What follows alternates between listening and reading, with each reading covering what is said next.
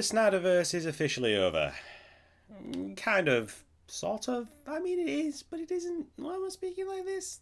Some of the world's most unwavering fans are those of Zack Snyder's DC universe, but it appears even they will be unable to carry on with their yearly mission to bring the Snyderverse back to life, as the filmmaker has stated that his days of using heroes and villains as playthings are finished. Although that is the director's current position, Scott Stuber's Netflix head of film is still hoping to somehow bring Snyder's entire DC universe to the streaming service. Stuber recently stated in an interview with The Hollywood Reporter that while it would be tricky to think about creating something new inside the Snyderverse, it would be possible to license the other films in the Snyderverse. He went on to say, obviously, we would like to license it at some point. We'd love to have it on so that fans can experience more Zack. The more Zack we have, the better we are. And I couldn't agree more. Of course, anything can happen in the future, given the numerous reports that Warner Bros. Pictures might be auctioning off once more. Snyder has made it plain that other things are his top priorities for the time being. In response to a post on Vero, via at DCU_updates, Snyder expressed his agreement with a simple two-word response to a YouTube reaction video that went viral online and seemed to indicate that he will not be pursuing the DC franchise in any capacity going forward. And he said, that's true. And with those words, the saga of the Snyderverse appears to have reached a definite conclusion in Snyder's eyes, no matter what some fans had hoped for the franchise. The devoted fanbase who wanted to see more Snyder's vision fulfilled persevered despite the odds to help spark the director's cut of the Justice League, and they still do not accept the franchise as it exists at Warner Bros. After years of demanding the release of the Snyder cut of Justice League, the rallying cry eventually shifted to asking Warner Bros. To sell the franchise to Netflix so that Snyder could assume the reins once more. Naturally, it has become more and more obvious that James Gunn did not want to sift through the remnants of Snyder's original concept for the interwoven franchise, which means that fans are now attempting to fill their fantasies differently. Given that Zack Snyder already maintains a solid rapport and arrangement with the streamer, there are good reasons why fans have opted for Netflix as the new home for the Snyderverse. Fans believe that he should have been given the opportunity to revive the original DC brand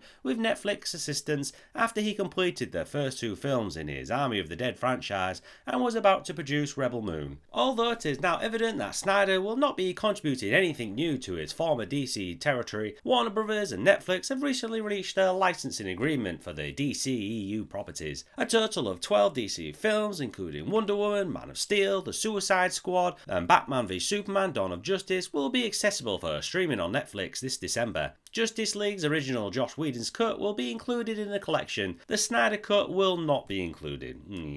Wonder Woman 1984, Shazam, Birds of Prey, Suicide Squad, DC Leagues of Super Pets, The Batman, and this year's Shazam Fury of the Gods are the remaining films that will be available on Netflix this winter. The Flash, Aquaman and the Lost Kingdom, and Black Adam, three recent films, are anticipated to make an appearance on the platform eventually, even though they haven't arrived yet. But what do you think? Is the Snyderverse finally over, or is it just another bump in the continual saga of whether the Snyderverse will or will not return?